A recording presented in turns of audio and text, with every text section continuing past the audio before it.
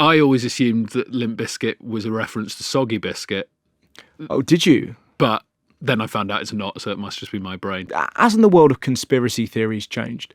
Because when we were kids, it was crop circles and soggy biscuit. Those were the two things. I went to a comprehensive school, and the rumour was if they go to a private school, seriously, they all get around in a circle and they jack off onto a biscuit and then they eat it. Well, I went to a private school, but it was you? a day school, so we used to say that about boarding school people.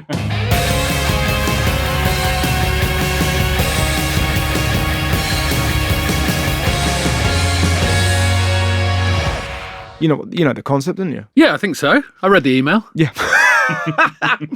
Which is more than I can say for a lot of things I do. I read the email properly. Are you bombarded with offers to do shit like this? Do you mean podcasts? Yeah, just sort of like... I'm going to ask you a personal question here. You got lovely hair. Thank you. Have you been offered a Head and Shoulders ad? I've never been offered a Head and Shoulders ad. Okay. I think... thank you for saying my hair's nice. It is. Obviously, constantly worried that I'll go bald because... Is your dad bald? My dad's pretty bald. But I think it actually apparently runs down the female line, so you've got to look at what your mum's dad was like. And what's he like? Bald as hell. I mean, look, I'm happy with my hair. I don't think it's Head and Shoulders ad worthy. Yeah. It doesn't look great when I whip it in slow-mo. Oh, really? It just sort of sits there, yeah. Because the reason I ask, how old are you? 37. Yeah. So I think when I thought you were younger than that. Sorry. I thought... Don't be sorry for that. When I was 30, which is what I thought you were, I was offered a Head and Shoulders advert. Were you? And my hair is not dissimilar to what yours was, and I was like, I wonder if they're circling. Had you cut your hair by then, or is that when you had the lovely sort of long locks? It was just after I'd cut that hair. Right. And they came in. It was before Jensen Button, but after Joe Hart. And it was a lot of money, but it would, when you weigh up that moment where you're like, well, I'll never be able to do stand-up again because people will throw Head and Shoulders bottles on the stage. Yeah, you can't say anything about anything after you've done a Head and Shoulders ad. But I've often fantasized about the advert. Yeah. But like about what it would be. It would be me kind of before I go on stage. You know what I mean? It would be. Yeah. It would be all that and in the adverts they always put the head and at the end, the pack shot of the Head and Shoulders. They always slam it on the table slightly too hard. I think. Yeah. They're like, bang, let's go. Yeah, exactly. And then it's just you on stage and there's like a big laugh. Yeah. And then I just look at myself in the mirror. You know what I mean? So whenever I see a Head and Shoulders ad, it really makes me laugh. But I was looking at you as a young buck. Yes. Just going, I wonder if those animals are circling him. I'd imagine they're going to break one of us. After they got in contact with you and you turned it down flatly, they're probably like, maybe comedy's not worth. They just wait for their moment. Yeah. They probably had a look at Wagner when he was on the X Factor. I'm just thinking like of people with good locks. Who do you think? Like, you could do it, Dan. Producer Dan Atkinson, lovely hair. Sam Ryder. Sam Ryder, surely. That's a good advert. Yeah. Happy, jolly, washes his hair. I remember seeing that at a Boots the other day, and it said all of these items on this shelf aren't tested on animals, which sort of implies everything else. You know, when you kind of look at it, you go, this is a pretty big Boots store. It's just a few things. Just imagining rabbits with shaving cuts. Yeah. Just going, all right, it works. It's the best a man can get. Shit for a rabbit. Yeah, a cat with loads of hair wax in. Are you? What's a normal day for Ed Gamble? How do you start? How do I start? Normally wake up, just no idea where I am. Just about 10 minutes of panicking. Okay. And then wondering if I'm woken up too late. Then having to look at the diary on my phone to work out what my next step is. Flipping hell. Yeah, just confusion and panic. So you're in the moment. Yeah. You're a day-by-day inmate. Yeah, for sure. Wow. Then coffee and breakfast. So 10 moments of naked panic. Yeah, and then yeah. Let's have some toast. Yeah. Let's link. What's the first thing that's going in your box? Is the first thing that's going to go in your Wonder Box a food? Yeah, man. Okay. Absolutely. It was the first thing that occurred to me. And what was that? Halloumi. Okay. Now, what's interesting about this is we've just been chatting about answers some other people have given, and they were quite sort of heartfelt connections to their family, clearly some amazing warm stories about this. Yeah. And when I got the email and I read the email from beginning to end, my first thought was halloumi. Mm-hmm. And this is not connected with my family in any way. Doesn't matter. I don't have a Greek Cypriot father. But the whole point of this is what are the things that you love in life? So what is it about halloumi? It's always a treat. I could eat it every day and it would feel like the first time I'm eating it. And you're having that over brie, you're having that over goat's cheese? Oh, every single time. Also, like things like brie and goat's cheese, that they feel quite heavy. They're weighing me down.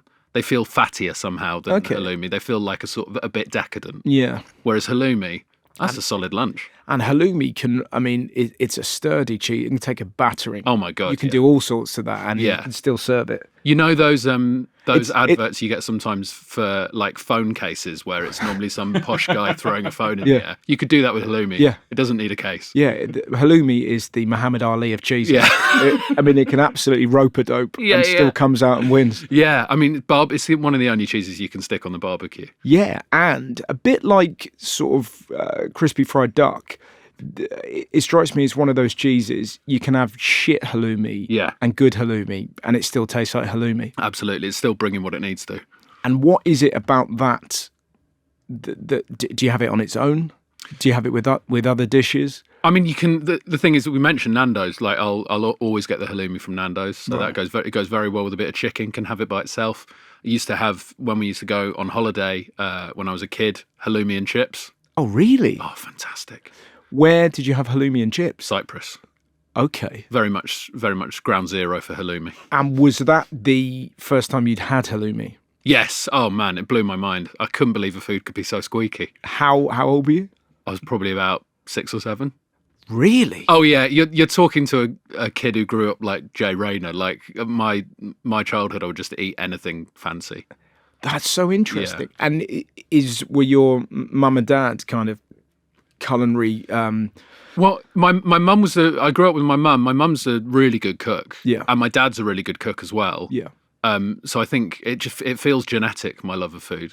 But this has always been a thing for you? You've always... Oh, yeah. But I mean, there was definitely the years where you probably met me first, where I was just wanting to get stuff into my face. Yeah. And actually, when I decided to lose weight and try and think about what I was eating, that's when I really, really got into food. That's so interesting. Because I started to think about what I actually liked and why I liked it and how it was made and making every meal worth it from a quality perspective rather than just pushing calories into my face. So that's so fascinating. I didn't know that. I just assumed you kind of like, because of the diabetes, lost a load of weight and just what you were running a lot, but you were carefully curating. And definitely. So because like I just had a realization one day that I would like walk into like the worst looking kebab shop and buy a burger. Yeah.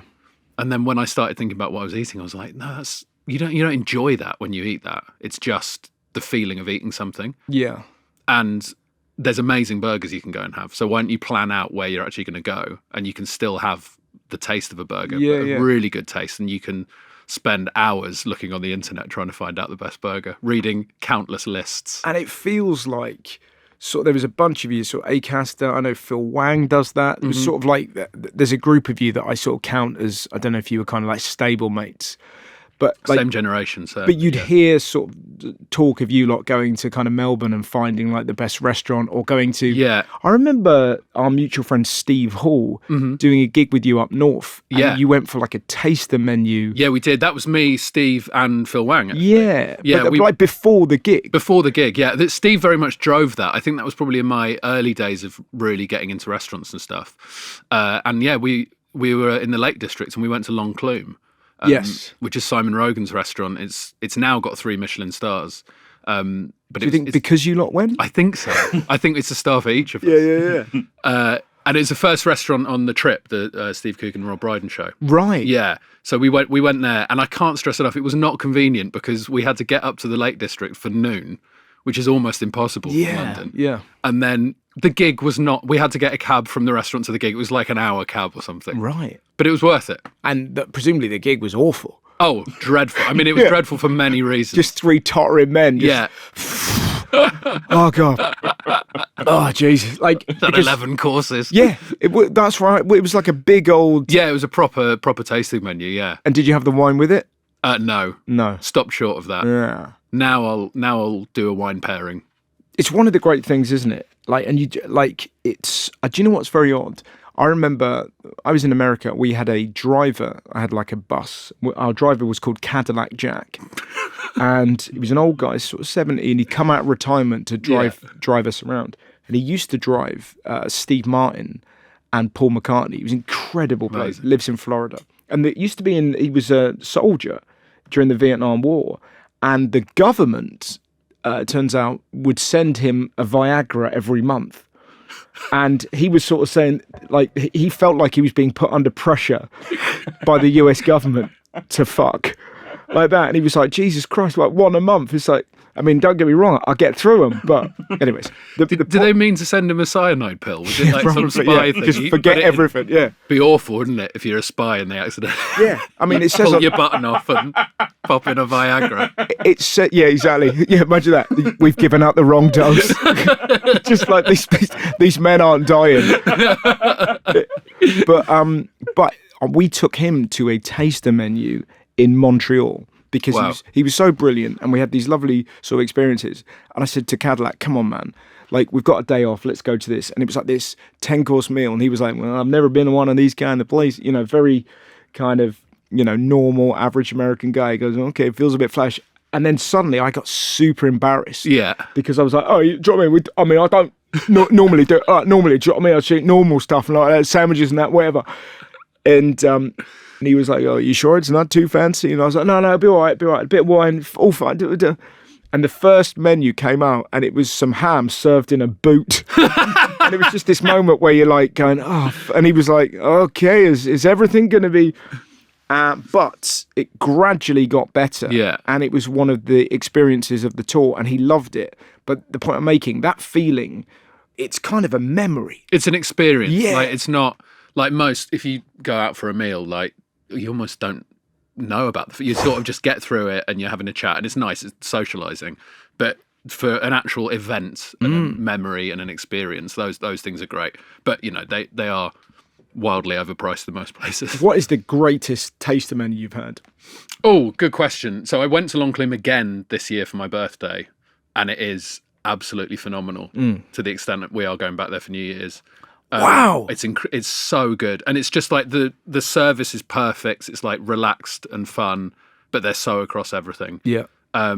We went to Noma, which was Noma is in Copenhagen. Yeah. It's like for a few years it was like voted best restaurant in the world. It's actually shutting down this year.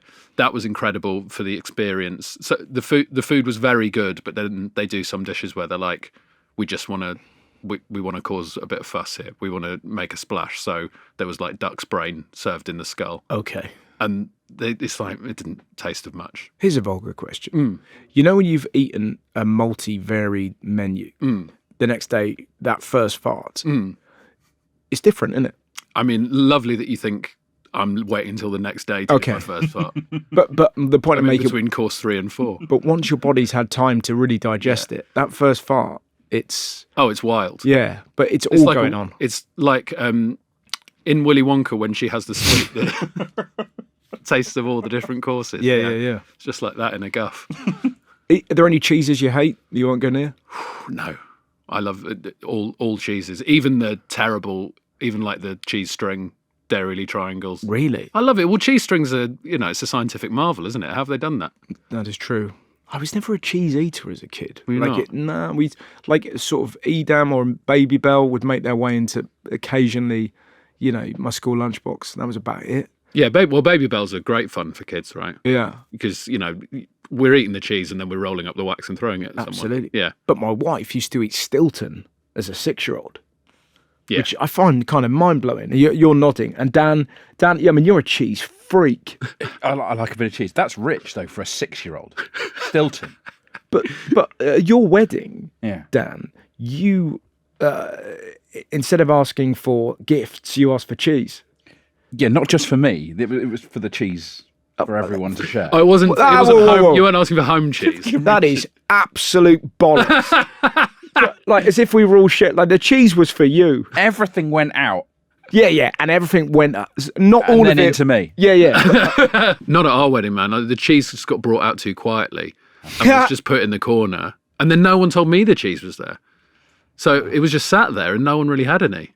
given that you are now a renowned foodaholic, who decided the menu for the wedding? Was that you and your partner? Yes. So this is not a funny story, but the original caterer went bust over COVID. So we'd spent ages picking the menu with them and working with them, and they were great.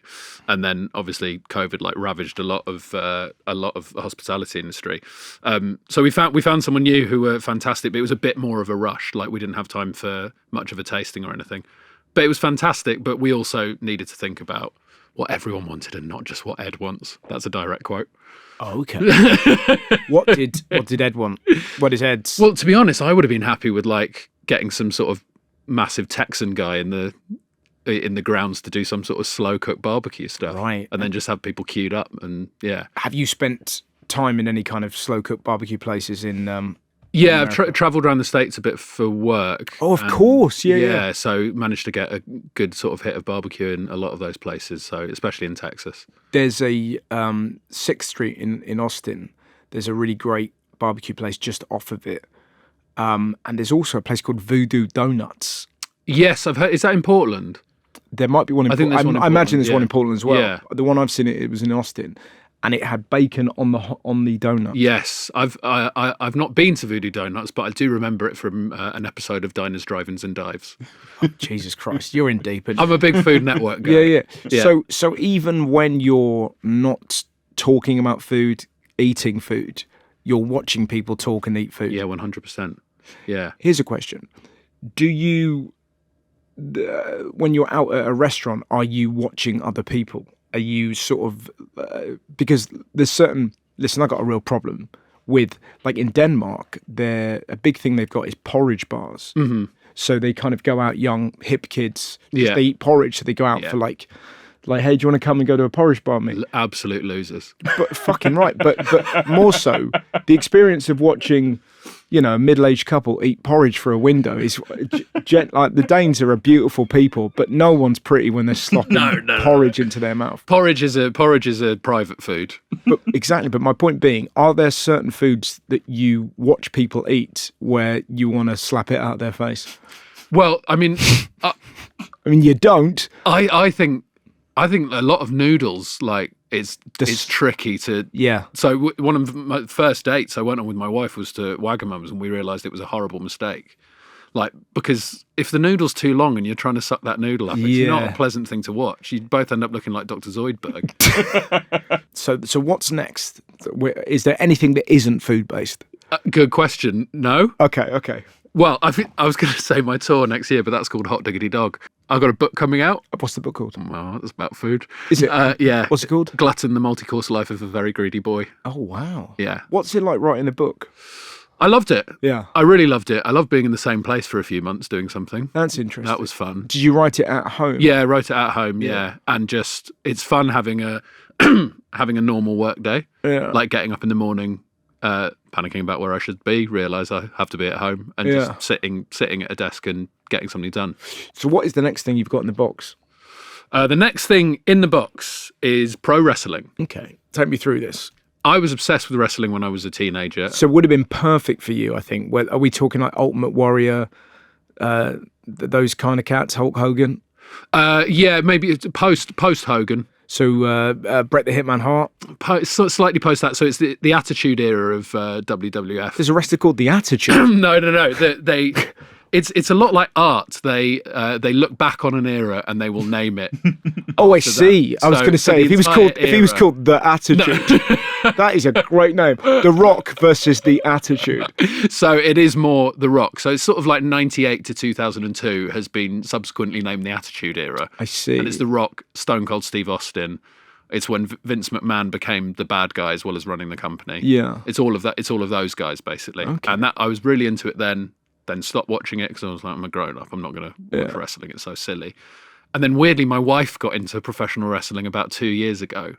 And I just started idly watching WWE and watching AEW, which is like the big challenger federation. Yeah. And now I'm obsessed with it again. Wow. But with full knowledge that it is a ridiculous thing to be into as a 37-year-old man. But a great thing to be into. I mean, me and my wife watched Top Boy together, and that feels weird. you know, two middle-class people watching Top Boy feels odd, but watching two middle-class people watch wrestling, I mean, that really takes it up a notch. But I'm kind of envious of that because that will never end. So you and your wife are going to have this. Have you gone to wrestling matches? Yeah, we went a few weeks ago, actually. AEW did their first ever show in the UK at Wembley Stadium, and it was the best night ever. Yeah. I find when I walked into Wembley Stadium and saw the ring, I finally understood sports. Okay. Why people like sports. But what, as someone that does like sport, like I love football. Yeah. But I never, and a lot of my mates got into wrestling. I could never do it. Yeah. The thing I often struggle with, and this is, you know, it's the obvious point, it's not real. Yeah. So how do you get beyond this? Well, you know it's ballet. Yeah. Is wrestling ballet for people who aren't willing to admit they like ballet? There's definitely an element of ballet to it, certainly. But there's so many different elements to it. So it's also a soap opera. Yeah. So it's very athletic. Yeah. Like, and obviously, you know, the results are pre-planned or whatever, and they're writing a whole storyline. But everyone knows that now. So what's really funny is looking at people like wrestling fans getting angry on the internet, going, like, "Oh, I can't believe he won." Yeah. Like, they're not complaining about the sport; they're complaining about the writing. Yeah. Okay. Right. And I love all of that together, and some of the performers in these things are like the ultimate performers. They've got so much going for them. Right.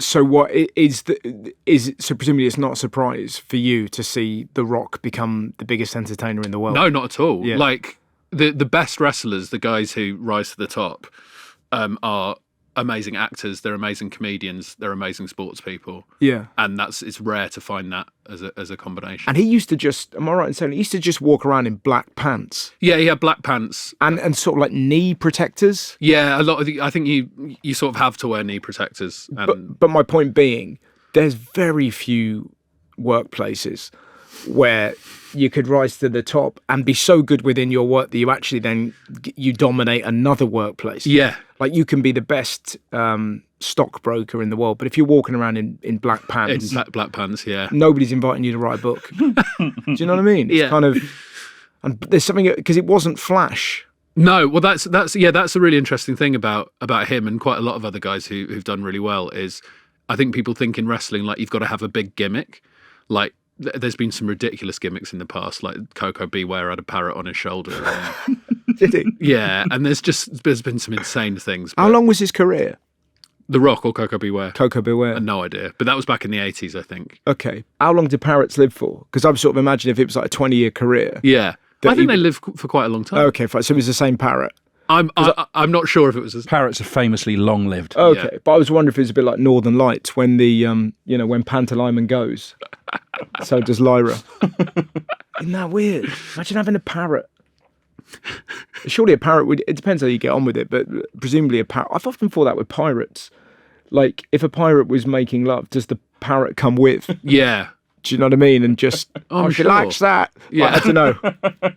But a parrot, man, imagine that. There's still time for you to start having a parrot on your shoulder. Do you know the only gimmick I remember doing a gig in Edinburgh years ago, and I had a pipe for the entirety of the gig. I found a pipe backstage. Flipping hell, I tell you what, it really elevates you after every punchline. Yeah, mate.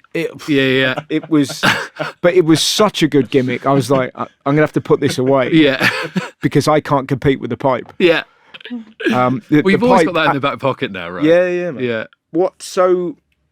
Because it's so interesting when you talk about wrestling, because Rick Rubin is a massive fan. Yes. And he speaks about it in a very similar way to you. Yeah. He finds it like a real shut off. Yeah. And it almost a bit like, the way that people enjoy like reality telly or kind of listen to pop music or something that's just a bit to the outside, a bit kind of vacuous or whatever. Yeah. Is it the switch off that you enjoy? Totally. And I find, I mean, there's some guys in AEW now that are just, I think, the best performers in the world. Right. In anything.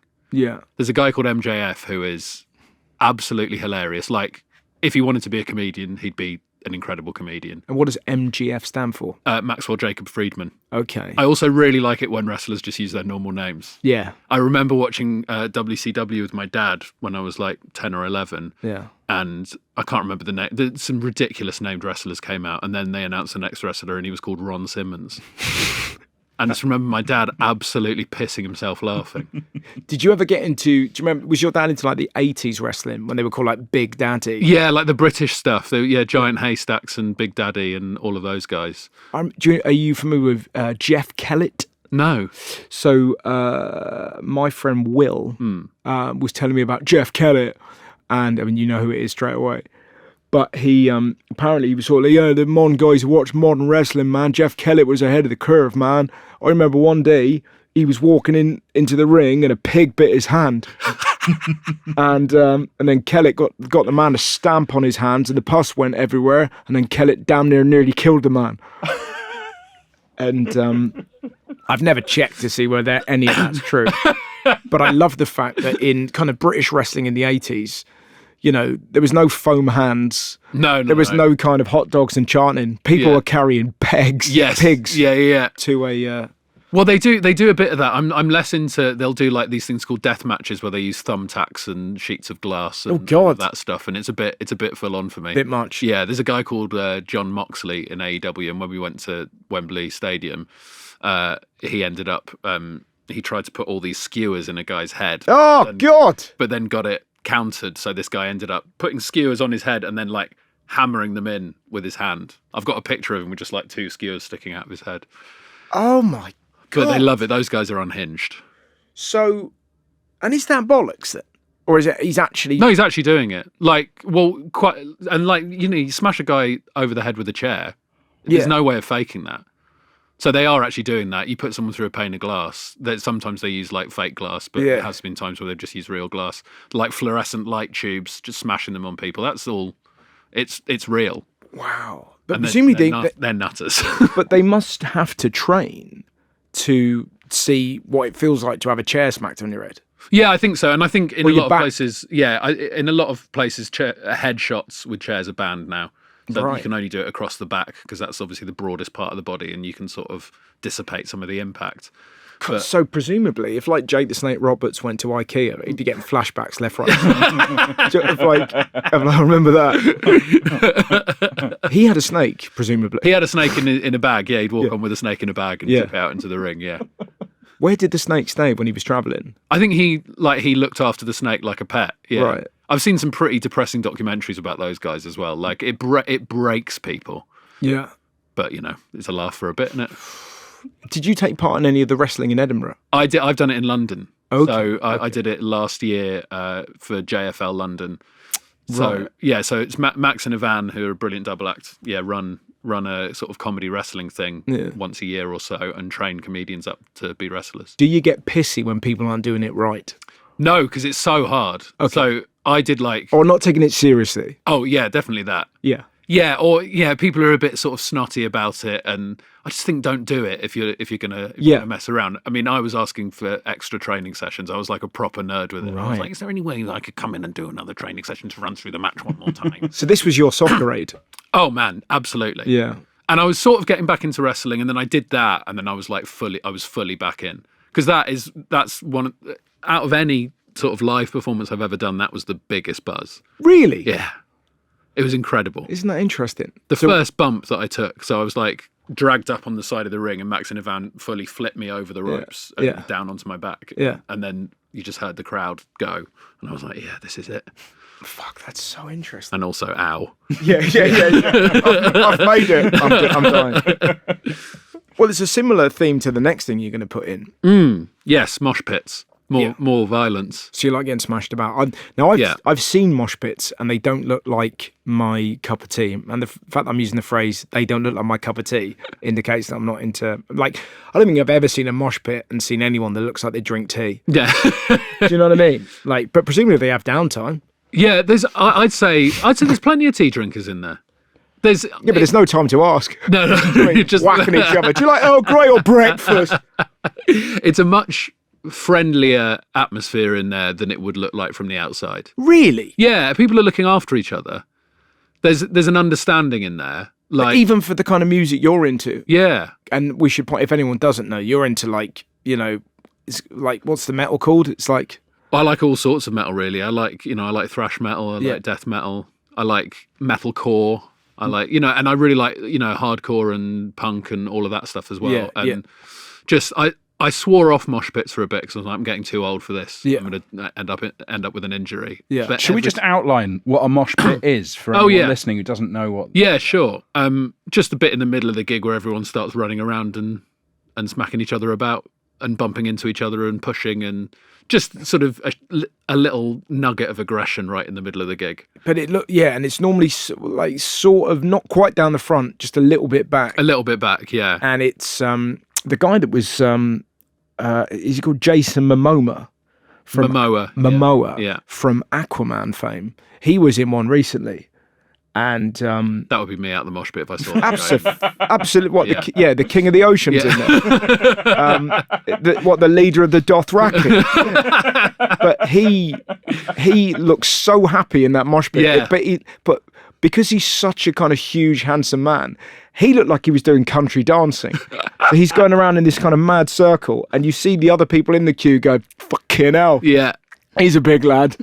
But that's why I would be worried. How tall are you? Just over 6 foot. Yeah. So that's fine. Yeah. But you say people look after each other because it doesn't look like there's any conviviality in there. It looks like it's kind of I am an anarchist, and there's kind of you're seeing it. There's that, but I don't think anyone's deliberately putting elbows in on people. No one actually wants to specifically hurt people. So what are you doing then? Just bumping into each other, jumping around. There's the circle pit, which you just mentioned, where everyone just runs around in a circle, which feels very silly when you're doing it. But why are you doing it? What's wrong with swaying? Or just tapping your knee? You can't sway to that music. You need to do something. So that's what it is. It's that a compulsion, yeah. So metal makes you move. Yeah, totally, and move into other people at high speed. And it's sort of that's so interesting. So is it like when you're listening to it? Do you listen to metal at home? Yeah. And what do you do when you're listening to it? Do you ever just bump into your wife? Yeah, kick the cat, stuff like that. It's very kinetic music, isn't it? Yeah, I think live it feels different. Yeah. So at home I'll listen to it, pick up on the nuance because there are nuances for any doubters out there. Yeah. And just I'll really get into it. I'll do like Screwface a lot. What's Screwface?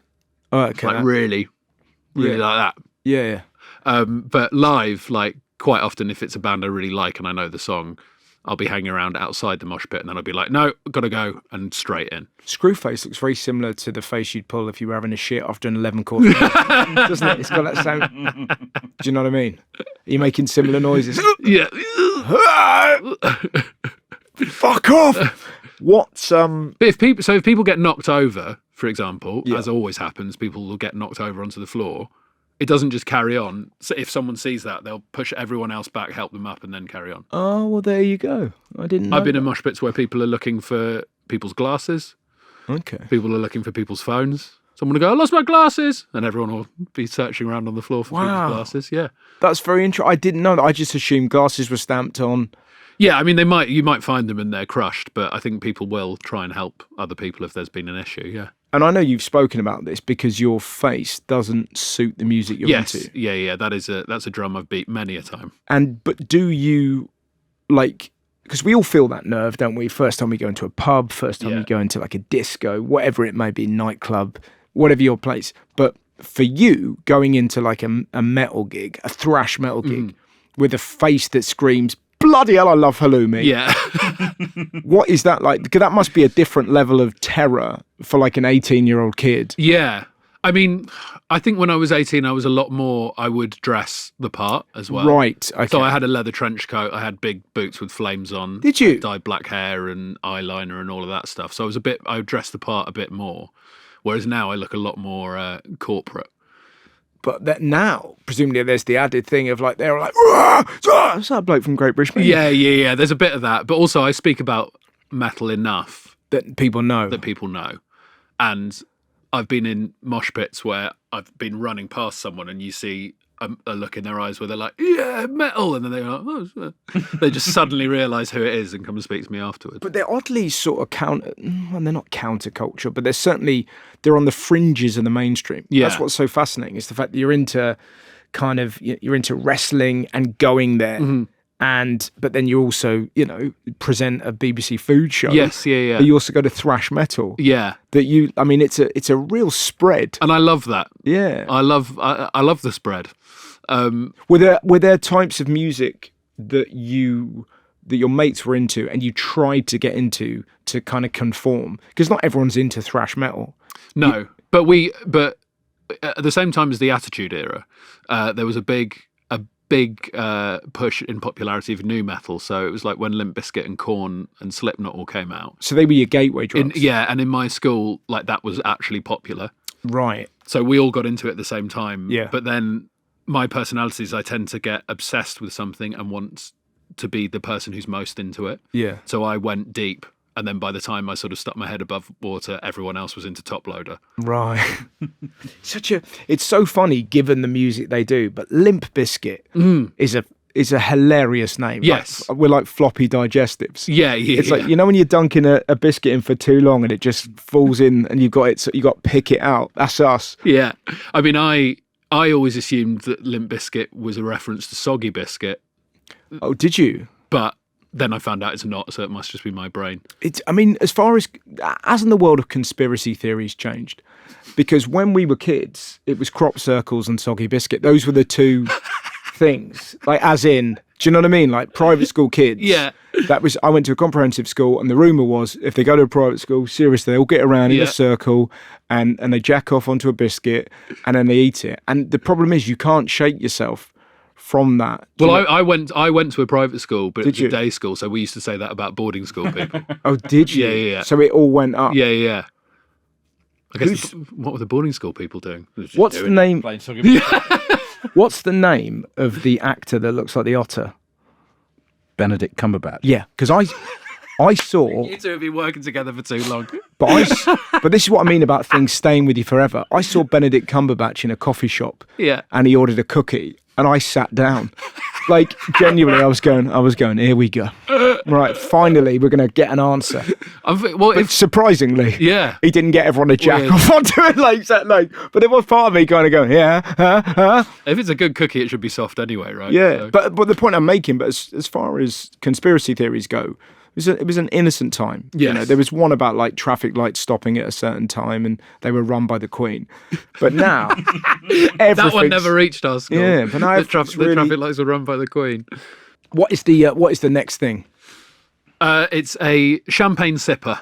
What's a champagne sip? That sounds like somebody you hire. So I imagine. Do you know what I mean? I imagine Dame Judi Dench has a champagne sipper. Yeah, I mean, I realised when I sent it through, it's a slightly confusing thing to put in, but when I was thinking of actual things to put into a box, like one of the only sort of romantic things I've saved from my relationship with my wife is this champagne sipper, which is like a little cone that you put into the top of like a mini bottle of champagne, so you can like drink from it.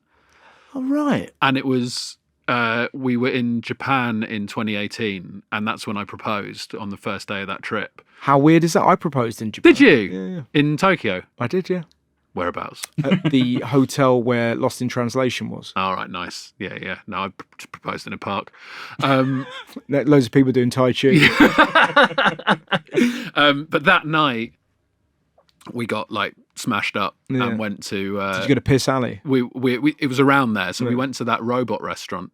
Yeah. Where you basically, I mean, it's not even a restaurant; they don't really serve food, but you just go and sit in. There's rows, and then there's this very mad sort of parade of guys riding robots and flashing lights and all of this. Yeah. And it was really fun. But we bought these little bottles of champagne from there, and they give you these little golden cones to stick in, so you can drink from the bottles of champagne. I just remember, I will never forget this, my wife being really like tipsy, not hammered, but just like tipsy. And there's this mad robot show going on so loud, but you can still hear her above all of it going, "I'm engaged!" at the robots, just screaming, trying to tell a robot that she was engaged. What a great memory. Yeah. I love that. It sounds like you were in the bar for Star Wars, Yeah. What did you have any food? Not at the robot restaurant. We went on to have 2 dinners that night. What's known in the game as a bang bang. Yeah, a bang bang, yeah. After I proposed to my wife, I had to go off and do a sumo wrestling match You had to. Yeah, it was I was doing a telly show with my mum. Oh wow! And my wife came out, and I proposed, and then had the shit kicked out of me by a man in pants. And my mum kind of felt she was sort of, your boobs are quite squishy, and she was sort of grabbing me. It was, if you were going to plan how you thought the day went, it wouldn't have been that. I mean, yours sounds a lot better. Yeah, and I mean, what I would recommend if anyone's going to propose to anyone, do it in a country where there's a big time difference, because then there's like hours where you can't tell anyone else. Yeah, and it's just your thing. It's an incredible place, Japan, isn't it, for us guys in the West, because there's, everything's so homogenized now. You always feel like you're kind of, you're connected, but it's one of those places where you genuinely feel so far removed from the culture spinning around you. Do you know what I mean? Like they don't speak English. There's no signs in English. We're so lucky that everything and here it is in English. Oh, thank God. But it's a real window into how the rest of the world must feel. You know what I mean? Like, you kind of, there's no help. Totally. That's what I loved about it. I mean, in terms of culture shock, you say things are a bit more homogenized now, and the internet's made a sort of global culture, really. Yeah. So it's less of a culture shock arriving there than I guess people used to have in the past, when people were like, oh, we're going to Japan. They're like, holy hell. Yeah. What is going on? Well, I think one of the things that fascinated me was in the supermarkets, they had disposable pants at the front of the queue. Mm-hmm. And I was asking our guide, I said, what's all this about? And he kind of goes, yeah, like when they drink to excess. And if the boss drinks, you've got to match the boss. Yes, blah, blah, blah. There's this kind of family sort of business culture, and they just shit their pants. So they have disposable pants where the businessmen change their underwear. That can't be a good feeling at the beginning of a night, putting your disposable pants on. Yeah. But you go, right, well, it's going to happen. Yeah. So. But can you imagine that moment? Or even worse, when your boss goes, come on, lads, and he pulls out 5 pairs of disposable pants. You're like, oh, sweet Jesus. No. Looks like we're going to Shitsville again. But I've never drunk to the level that I've shat myself. No. But can you imagine where that isn't once or twice. If every supermarket has them at the front, that's endemic of the Japanese, where they're drinking until they shit themselves. There's surely got to be an argument for just letting people like Winnie the Pooh it on the night out. But if everyone's doing it, just no trousers or pants. But yet the trains run on time. But this is the mind-blowing thing about the Japanese as a culture. They're drinking until they shit, and if a train is 2 seconds delayed, the CEO, shuts down. Yeah, leaves. I love it. I mean, we're going back next year, and we're sort of booking stuff at the moment, and you can buy food from the station that is incredible. Oh, really? Yeah, like the shops in the stations sell amazing bento boxes, and they sell some bento boxes that have got a device in them where you pull the tag out and they warm up. Oh my God! It's fantastic. That's unbelievable. Yeah, so I'm really looking for. I could happily just go on a train every day. Yeah, man. Yeah. Have you seen? Is it Journey Across the World, where they're doing a celeb version of it now? Have you seen that? No. What's it called, Dan? Race Across the World. Okay, I think I'm aware of it. Yeah, it's absolutely brilliant. Where basically, and they're now doing a celeb version of it, but before they have people that sort of travel with their wife or their mum or their sister or whatever, and they have to get all the way across Canada, and it's just bus journeys or train journeys. Yeah. You do it the quickest way you can. That seems. I wonder if that's a stand-up thing. I don't know any of us that wouldn't enjoy doing that, because when you go on holiday, there's something lovely about being in a place, and then you're like, oh right, in 4 days can we go somewhere else? Do you know what I mean? That sort of sense of. Well, if in Japan, it would be a treat. Yeah. Trying to get across the UK would be an absolute nightmare, I think, if it was a race. Oh, yeah. But what a race. But hang on a minute. I think, didn't you do that? What's the show with the Hunted. That's right. Yeah. Yeah, we did Celebrity You and James did that? Yes, which was a wild experience. And in case anyone doesn't know, it's basically where you've got hired and some trained. What are they? They're all like ex-coppers, really. Right. But then, people who have worked for the government and things like that. There's they have an HQ, the hunters, and they basically try and track you down. Yeah. Using CCTV or, an impersonation of what the CCTV powers are. And then, they're not supposed to use social media and work out where you've been spotted, but sometimes they do. Okay. And they basically try and hunt you down. So we were on the run for about 8 days, I think. Where did you hide? Well, we sort of took a different approach to it. Like the first thing we did, so we all the teams left from Shrewsbury Prison. Yeah. And we walked into Shrewsbury Town Centre and went to a Michelin-starred restaurant. Okay. So we had a tasting menu. There's an amazing shot of us sat at the table, and I think James says something like, the onion jam is the star of the show, and you can hear a chopper outside the restaurant. Wow. Because they were like flying a helicopter over Shrewsbury, and I think they've got in there. It's like, and we were like, no, martini, please. So that's an unbelievable start. But Yeah. you managed to evade them for 8. Yeah, then we went to the Glee Club in Birmingham and slept on the floor, Right. which was great. Got some nice Deliveroo there. They cut out a lot of the stuff we did because I think we did too much. Like, we should have done more Yes, research. but it feels like you're having a trip. Yeah, so the next day I think we went to about 4 different cities in one day. Right. We went to Bakewell and had a Bakewell pudding sat on a wall. That was lovely. We went to Marlow and went to Tom Kerridge's place, the Hand and Flowers. For fuck's sake. Every night ended with a pint. So wherever we'd get, because you have to get somewhere, the rules are there's gameplay hours, so it might start at 9 and finish at 6. Yeah. And wherever you are at 6, you've got to stay to make Right. it fair for the hunters, basically. Yeah. But every night we made it somewhere at 6 that had a bar and we had a lovely pint. It was great summer. Did you win it? No, God, no, we got caught. So we didn't even get to it. So it's the champagne sipper is just. I'm a sentimental guy, but very rarely will I keep little trinkets. Yeah. So that is something that I was like, I'll take this. This will remind me of this. And that's a memory portal forever. Yeah. And are you a champagne fan? Yeah, I like champagne. Okay.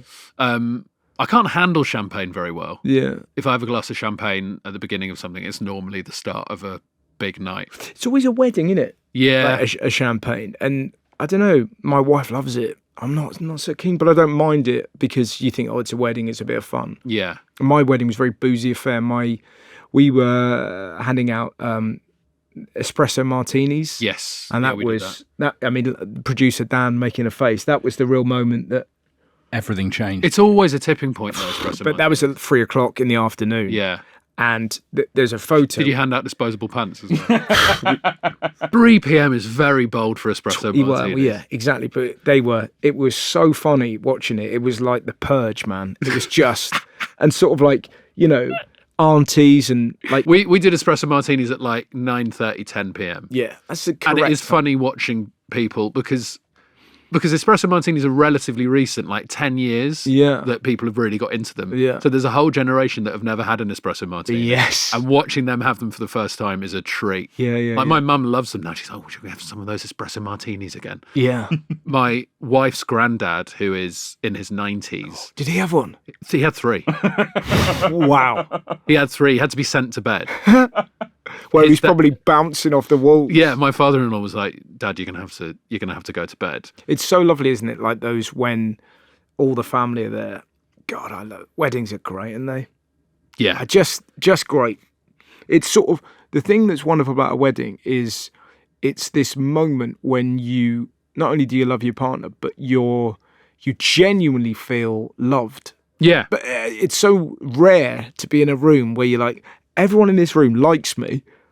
Like, do you know what I mean? And given that is very interesting, Russell, because we both do a job where we walk on stage and you've got to assume most people in the room like you, right? Well, you'd think that, but our job is to reassure them Yes. that they still like us by the end of the night. Whereas the feeling at a wedding is I could do pretty much anything and they'd still like me. Yeah. It's sort of it feels so unconditional in a world in which everything has a condition. Yeah. Like as in I remember saying to my wife as we were leaving, it just feels like I feel such a pure happy. It feels like the exact words I used were, it feels a bit like I've been sniffing glue all my life and I've just done proper heroin.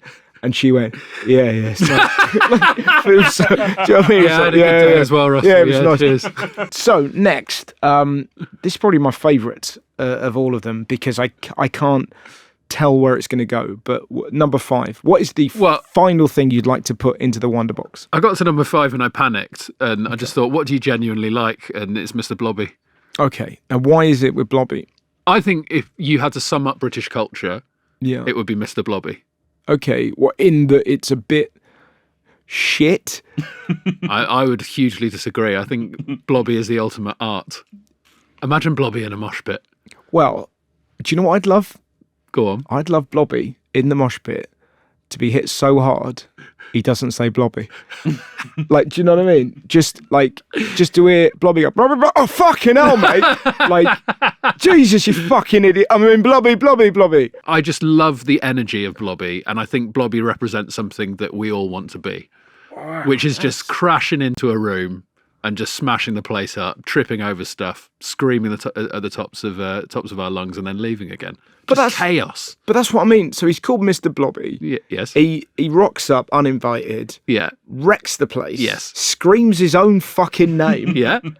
And then walks off. Listen, the whole point of this, it's meant to be positive. It's a celebration. Yeah. But you're gonna have to convince me on this. Because even aged 8, I was like, this guy's a cunt.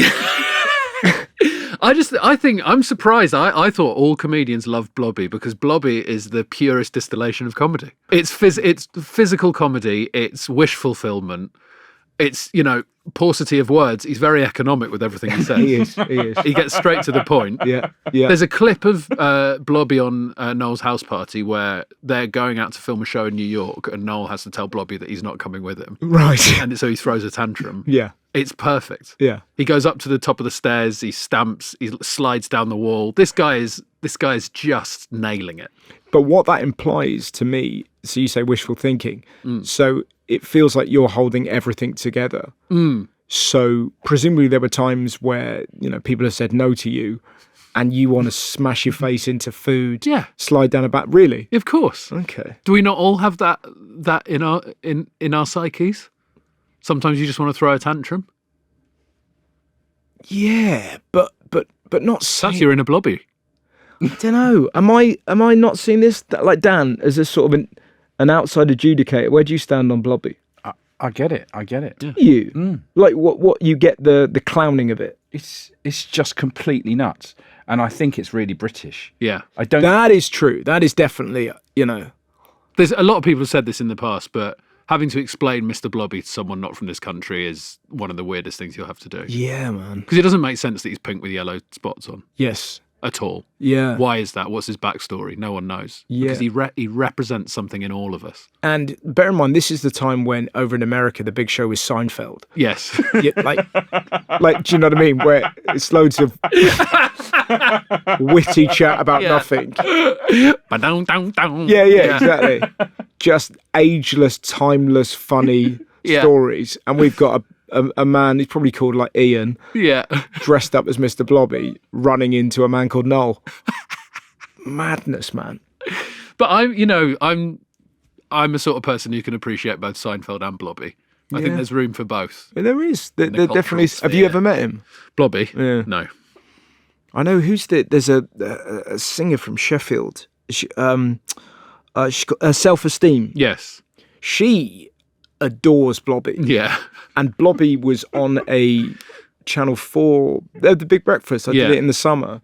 And Blobby rocked up and she was bloody excited. Yeah. Yeah, she was like, but she was really excited. Over the moon to meet Blobby, yeah. Yeah. And he actually did basically I think you have to pay to hire the suit, essentially. I think you can use Blobby and stuff, but... Who is the real Blobby? It's been a few guys, I think. Oh, really? But I think you can, but the suit's like licensed. I think you have to pay to use Blobby's image. But that's my point. But who owns Blobby? Like, as in, where does the money from this? It must be the BBC. But he had a #1 single and a theme park. Has he got a theme park? It didn't last long, did it?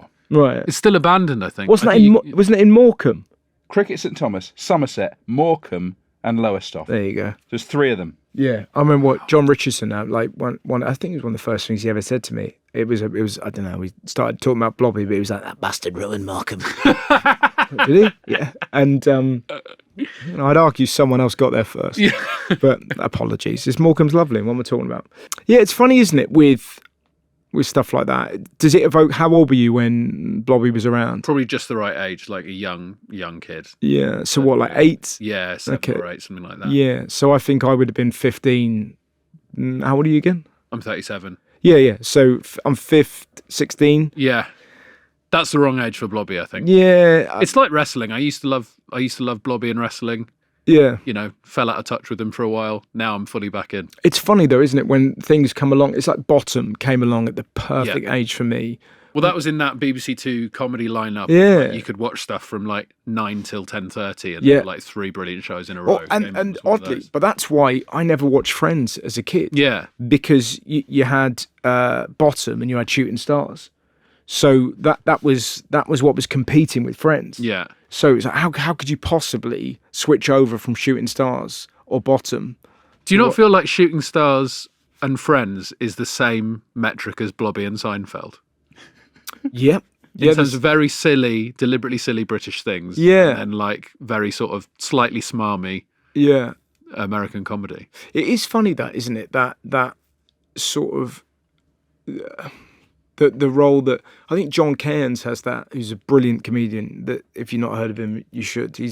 I think he's on tour as well. He's brilliant. He is, yeah. But he has he's so British, you know, that there's just something. And Vic and Bob have that. Yes. I would say Acaster has that as well. Yeah. That's sort of like, even the way he moves, you're like, I mean, he was born in England. Yeah. Like, do you know what I mean? It's very, I don't know, it's sort of an odd thing, isn't it? That it's surrealism, but it's like worn in quite a accessible way. And a sort of thing of like, that we all sort of know we're a bit shit. And whereas sort of American comedy, but I think that's the infrastructure of it. If you come up through New York, you're in a very boisterous city, kill or be killed. The stages are tiny, so you have to dominate the room. You can't walk on and go, oh, God, I'm a bit rubbish. This thing happened. Oh, God. You know, like it's almost the infrastructure. It's very interesting how, broadly speaking, our comedy isn't, there's very few, the comics don't win. Mm-hmm. Do you know what I mean? There is the rare instance of a British comic who is a comedian who wins and everyone goes, I don't like that. Yeah, it's odd, isn't it? Not for me. Yeah. Whereas in the States, if you go and do a gig and you're like really self-deprecating, the other comedians can't believe it. Yes. They're like, why are you doing that? Yeah, man. Yeah. I remember doing that. First time I gigged in America and the MC was like, what are your credits? I was like, I'm all right, man, don't worry about it. And he was like, okay. So he literally went, this next guy's called Russell Howard. And everyone else had all their kind of things. And you actually realise, and then the crowd were like, oh, well, he's not worth listening to. Whereas in the UK, you may have seen this guy from the Head and Shoulders advert. you may have seen this guy, he was a warm-up for Blobby, just whatever. Yeah. And then the crowd would be, in the UK, people are like, oh, has he? He thinks he's big, does he? Yeah, but the other way. And you realise, actually, when you're doing clubs, you kind of have to do that or they won't pay attention. Yeah. I don't know, like, it feels the world of American stand-up has that kind of, come on, bro, let's fucking get out there. Yeah. You're going up, There feels like more of a division over there between those guys and, like, the alternative scene where it feels more amalgamated here. Yeah. In terms of, like, you could go and do gigs and there'll be, like, a guy with more bravado. Yeah. But then also, like, a little weirdo as well. So when is your tour starting? March next year. Okay. This one's called Hot Diggity Dog. Okay. Because I wanted a photo shoot with a hot dog, like a very high fashion photo shoot, but I've got ketchup and mustard all down my face. Okay. And then I thought, hey, let's give it that title. You know what it's like with titles. Yeah. And I've done one word titles for so long because I thought I was cool. Yeah. And then I was like, hey, let's call it Hot Diggity Dog. Let's have something that I will have fun saying over and over again in local radio. Yeah. I had a title called, I wanted to call my last show Gegen Jest. Oh, yeah. Which comes from the Jürgen Klopp in Germany in the Bundesliga. He invented a type of football called Gegen Press, where the idea is that you get the ball back as quick as possible and then you go again. It's fast tempo. So the idea being, I'm a fast tempo comedian, Gegen Jest. And I suggested this to my agent and he was like, no. But there was a photo of me, my arms were kind of spinning everywhere. Yeah. And he was like, no one's going to get it unless you gig in Germany. Yeah. Or you're a real football fan. Also, you would have to explain it in that level of detail every single time. Yeah. And you'd get so fed up with it after a day of press. Yeah. Going, so Jürgen Klopp. Like, right. But I made my last Netflix special was called Lubricant. Yes. Which came from, I had a phrase in it where I say laughter's the lubricant that makes life livable. Yeah. So it felt like, but again, just every interview, just people like, I'm particularly doing press in Australia. They're like, so you talking about lube for, no, I'm not talking, yeah, I'm talking about lube for an hour and a half. Real left turn. Yeah, exactly. Yeah, so what's wrong with going in dry? Mate, what the fuck are you talking about? When you're touring, given that you're a foodie, do you have people bringing you food? Sometimes, sometimes I think we were in Newcastle and there's like a local bakery left some stuff. Is that stotty cakes? Yeah, I had some stotty cakes. Yeah, sometimes like local companies or local restaurants will deliver stuff backstage unrequested. Yeah, which is always very nice. And like we had a brewery in Dundee as well. Drop off a load of beer. Presumably that's only going to get worse.